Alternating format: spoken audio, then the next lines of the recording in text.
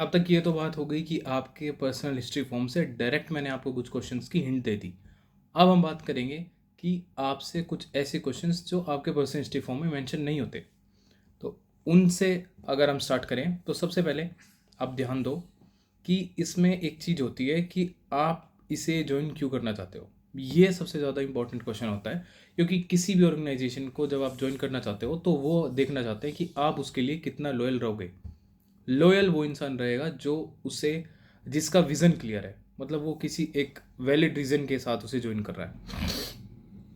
अब इसमें अगर आपको जैसे कि आप कुछ चीज़ें देख सकते हो, जैसे कि हैंडसम पे स्केल है, और या लाइफ स्टाइल आपको अच्छा लग सकता है, या फिर आपको रिलायंस इतनी वेल नोन कंपनी है और इतनी ऑर्गेनाइज्ड है, even one of the Fortune 500, तो आपको ये चीज़ें अच्छी लग सकती हैं। तो जो चीज़ें आपको अच्छी लगे आप जेनुअनली आप बता देना कि सर मैं इसलिए ज्वाइन करना चाहता हूँ।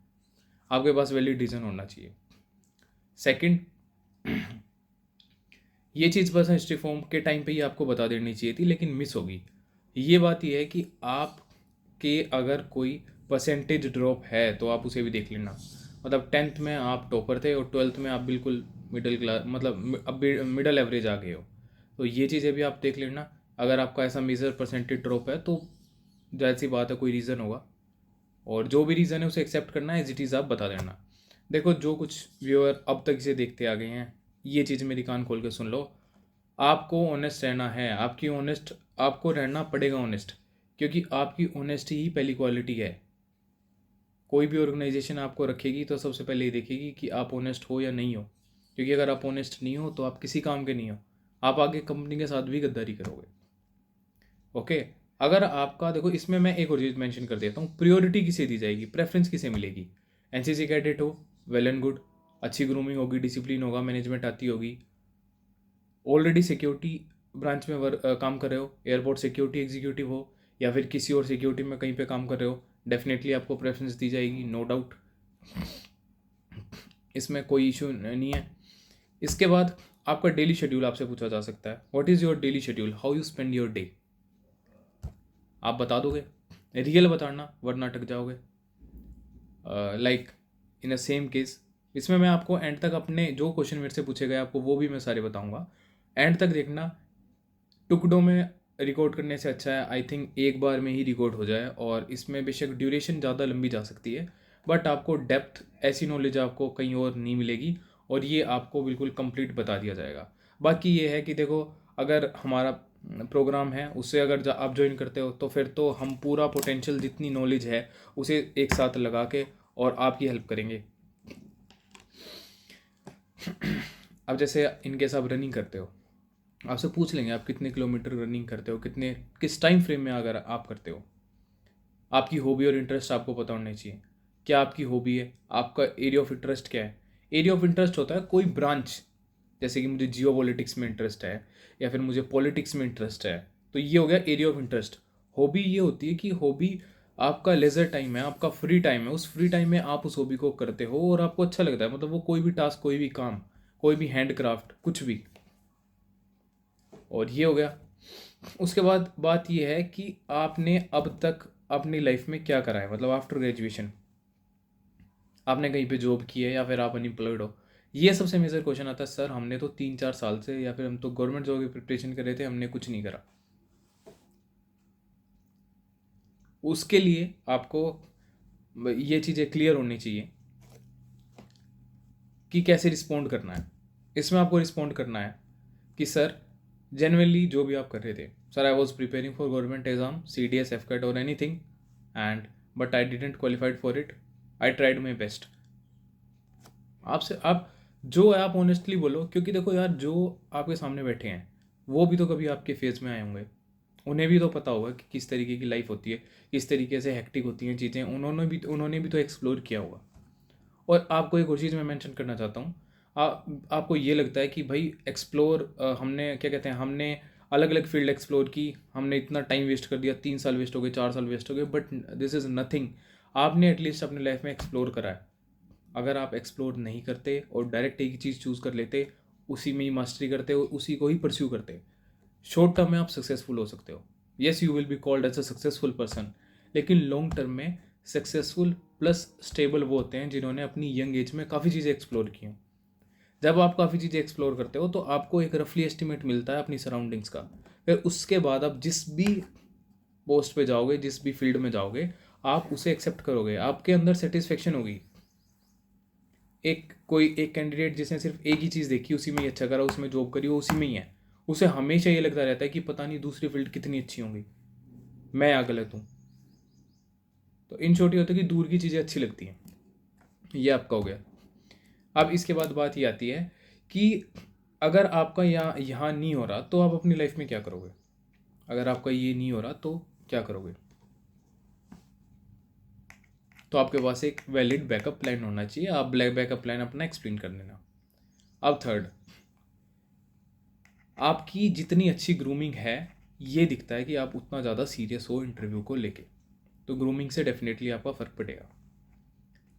अब उसके बाद एक सबसे इम्पॉर्टेंट थिंग, आपका एक दिन पहले ओरिएंटेशन होगा। मतलब उसमें कंपनी के बारे में बताएंगे, rule regulation, term and condition, incentives, बहुत अच्छे से आपको डिटेल इन डेप्थ बताएगी एचआर टीम, और कुछ एक्सपर्ट्स होंगे उनके। और वो इवन आपसे पूछेंगे भी कि आपको अगर कुछ चीज़ें पूछनी है तो आप बता सकते हो, पूछ सकते हो हमसे, वहाँ पे आप पूछ भी सकते हो। उसमें वो आपको कंपनी के बारे में बताएंगे, कंपनी की कुछ ब्रांच के बारे में बताएंगे, कंपनी के कुछ ओनर्स के, मतलब क्या कहते हैं, हायर जो सीनियर अथॉरिटीज़ हैं उनके बारे में बताएंगे, नाम बताएंगे, या फिर आपको उनसे मिलवाएंगे। Be attentive at that time. आपको उस टाइम अटेंटिव रहना है। अगर आपको रिलायंस के बारे में कुछ भी नहीं बताया और आप ओरिएंटेशन में जाके सिर्फ वो चीज़ें सुन लेते हो और उसे अच्छे से एक बार देख लेते हो और उस डाटा को थोड़ा मेमोराइज रखते हो, तो आपके लिए वेल एंड बहुत अच्छी बात है। क्योंकि वो पूछ सकते हैं कि मतलब आपको, आप ज्वाइन तो करना चाहते हो, आपको इसके बारे में पता क्या है, आप जिस डेजिग्नेशन के लिए जा रहे हो, जिस जॉब प्रोफाइल के लिए जा रहे हो, आपको पता होना चाहिए उसका काम क्या होता है। और वो उसकी जिस इंस्टीट्यूशन में, जिस ऑर्गेनाइजेशन में आप जा रहे हो, उसका पता होना चाहिए कि ये काम कैसे करती है, इनका काम क्या है। नेटवर्थ भी आपको पता होना, मतलब बेसिक आप विकीपीडिया पे जाके आप सिंपल सर्च करो रिलायंस GCS विकीपीडिया, आपको पता लग जाएगा किसने बनाई थी, किस सन में बनाई थी, कितने साल से काम कर रही है, क्या क्या जॉब रिस्पॉन्सिबिलिटीज़ हैं, क्या क्या ऑर्गेनाइजेशन की रिस्पॉन्सिबिलिटीज़ है, बेसिक आपको पता होना चाहिए।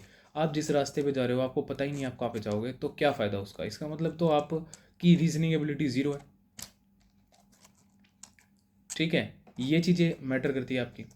उसके बाद आपको अच्छे से टेस्ट करेंगे, ये आपसे पूछा जा सकता है आपकी फैमिली के बारे में, तो आप अपनी फैमिली के बारे में अच्छे से बताना। आपकी फैमिली के कितने मेंबर्स हैं, जो जितना जिस लिमिट तक पूछा जाए, सिबलिंग्स कितने हैं, क्या करते हैं, एज इट इज़ ऑनेस्टली आप उन्हें सामने के सामने ऐसे रख देना।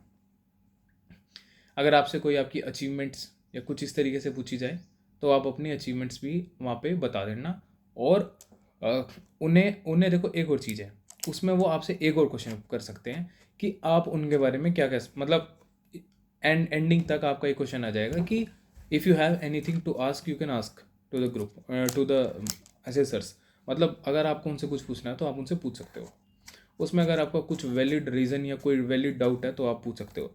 जैसे मैंने स्पेशली पूछा था कि सर हमें ट्रेनिंग पीरियड में क्या, मतलब कितने दिन ऑफ मिलता है, मैंने ये पूछा था क्वेश्चन, क्योंकि मुझे जेनुइनली ये डाउट था। तो इसको देखो, ये तो मेरा तो डाउट था, इवन ओरिएंटेशन में पूछ सकता था, बट मुझे उसी टाइम पूछना चाहिए था। लेकिन अगर इस तरीके के आपके कोई भी डाउट है, किसी भी तरीके के हैं, तो आप बता सकते हो। इसमें ओरिएंटेशन में आपकी कुछ rule regulation and term and condition बताएंगे वो। तो वो आपसे पूछेंगे कि क्या आप इन टर्म एंड कंडीशन पे एग्री करते हो, क्या आप इन रूल रेगुलेशन और पे आप, मतलब are you comfortable with the rule and regulation. तो आपको बताना, अगर आप कंफर्टेबल हो तो यस, अच्छे से आपको बताना। और दूसरी चीज़, एक और बात है, अगर आपकी काफ़ी कम एज है और आपकी अचीवमेंट काफ़ी ज़्यादा है और आपके पास करियर ऑप्शंस भी बहुत ज़्यादा हैं, तो मैंने ऐसे कैंडिडेट्स डिस्क्वालीफाई होते देखे हैं। डोंट नो वाई, मैंने, मतलब मेरे कुछ नोन है तो कुछ ज़्यादा ही ओवर अचीवर थे, रिकमेंडेड फ्रॉम, मतलब कई बार रिकमेंडेड एज भी काफ़ी कम है।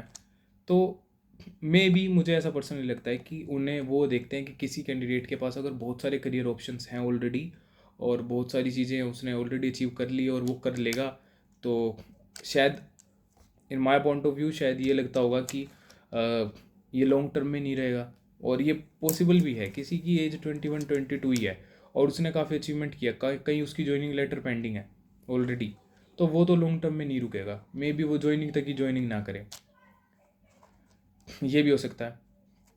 ये प्रोस्पेक्ट है। साथ के साथ ये आपको पॉइंट करा जा सकता है कि आप अपनी फिजिकल फिटनेस के लिए क्या करते हो, आप अपनी फिजिकल फिटनेस के लिए क्या करते हो, कैसे आप अपनी फिजिकल फिटनेस को मेंटेन रखते हो, और कैसे आप अपनी फिजिकल फिटनेस को इम्प्रूव करते हो। उसके साथ साथ अब चीज़ें रिवॉल्व करेगी। देखो, ऐसा नहीं है कि आपसे कुछ बहुत हाई और टेक के क्वेश्चन पूछ लिए जाएंगे। अगर आपकी ग्रेजुएशन किसी फील्ड से है और कोई अच्छी खासी फील्ड है, तो वो आपसे सिंपल टेक्निकल क्वेश्चन पूछ सकते हैं। सिंपल टेक क्वेश्चंस आपसे बेसिक्स ही पूछे जाएंगे, क्योंकि आप खुद समझदार हो।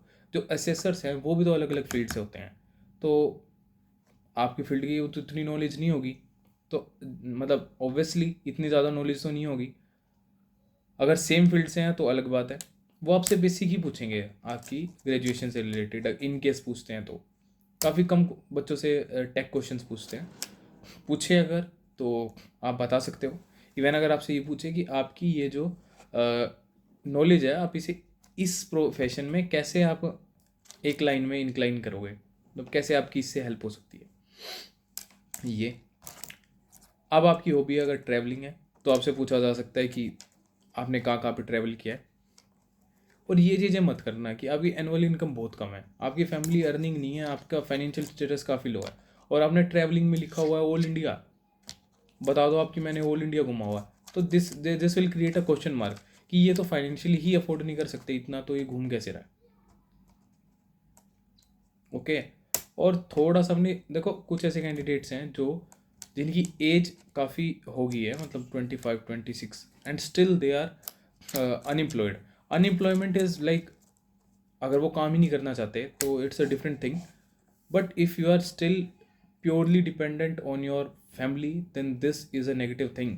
Where is your sense of responsibility? काफ़ी सेंस ऑफ रिस्पॉन्सिबिलिटी क्या है, कहाँ पे है? पहले इतने सालों से आपके पेरेंट्स आपको फीड कर रहे हैं, आपको हर चीज़ के लिए प्रमोट कर रहे हैं, तो आपकी भी तो कुछ सेंस ऑफ रिस्पॉन्सिबिलिटी है ना, कि आप अब अपनी इस एज में आप अपने पेरेंट्स के लिए कमाओ। साथ के साथ ये आपसे पूछा जा सकता है, अगर आपका फैमिली बिजनेस कोई काम है, पेरेंट्स का कोई काम है, तो उसमें आप कैसे कंट्रीब्यूट करते हो, या आप अपने पेरेंट्स की कैसे हेल्प करते हो, आपके पेरेंट्स की आपसे क्या एक्सपेक्टेशंस हैं, आपकी क्या स्ट्रेंथ है, आपकी क्या वीकनेस है, आपके कितने फ्रेंड्स हैं, और आपके फ्रेंड्स में आपको क्या चीज़ें पसंद है। This is also going to be a question. इस तरीके के क्वेश्चन मैं आपको इतने सारे क्वेश्चंस में जो best of my knowledge I am sharing with you, और होप सो आपको इसको लाइक करो, और आप इससे क्या कहते हैं, अगर आपको डेप्थ सेंटेंस फॉर्मेशन भी सीखनी है कि सर मैं सेंटेंस फ्रेम कैसे करूं, तो आप हमें ज्वाइन कर सकते हो। ये थे कुछ इंपॉर्टेंट क्वेश्चंस, और इसके अलावा अगर कुछ माइनर क्वेश्चंस होंगे तो जो हमने एक गाइड PDF गाइड कंपाइल की है उसमें मैं वो डाल दूंगा as best of my knowledge. तो ये थे आपके लिए कुछ क्वेश्चंस, ऐसे आप इन्हें रख सकते हो ध्यान में। और कुछ चीज़ें अब वो है जो ध्यान में आपको रखनी है। सबसे पहले आपकी फंबलनेस अगर होगी आपका आंसर फ्रेम करते टाइम, तो उसमें आपको क्या करना है, आपको थोड़ा सा पॉज लेना है, शांत दिमाग से 4-5 सेकंड सोच लो, उसके बाद अच्छे से आंसर दो, शांति से आंसर दो। अगर आपको कोई वर्ड इंग्लिश का समझ में नहीं आ रहा है तो आप हिंदी में पूछ सकते हो। अब आ गया इंपॉर्टेंट पार्ट कि सर आपसे कौन कौन से क्वेश्चन पूछे गए थे। So now I am going to share my questions. मेरी फैमिली से रिलेटेड क्वेश्चन पूछे गए थे, साथ के साथ कुछ क्वेश्चन ऐसे थे कि like my daily schedule, something about my running, like in how much kilometer in a time frame, what are the hardest part of my life where I felt problems, I fall in problems, or what are my future plans where I look myself after 5 years, what I want to be, my aim, and something related to my education qualification, and related to why I want to join this, about rule and regulations. तो ऐसे multiple questions थे, और ये questions I think मैंने जो आपको share किए हैं ये आपकी काफ़ी हेल्प करेंगे, और ये एक रफली एस्टिमेट आपको दे देंगे कि किस किस तरीके से इंटरव्यू आपका कंडक्ट कराया जाएगा। और आई थिंक सो कि ये वीडियो आपकी बहुत ज़्यादा हेल्प करे। And thank you for watching and stay tuned. हमारे पास हम इस चैनल पे और भी आपको, इन केस अगर आपका नहीं होता है तो भी आपको काफ़ी सारी और पैरेलल वैकेंसीज़ और इंटरव्यू के लिए आपको इस चैनल पे काफ़ी यूज़फुल कंटेंट मिलेगा। Thank you.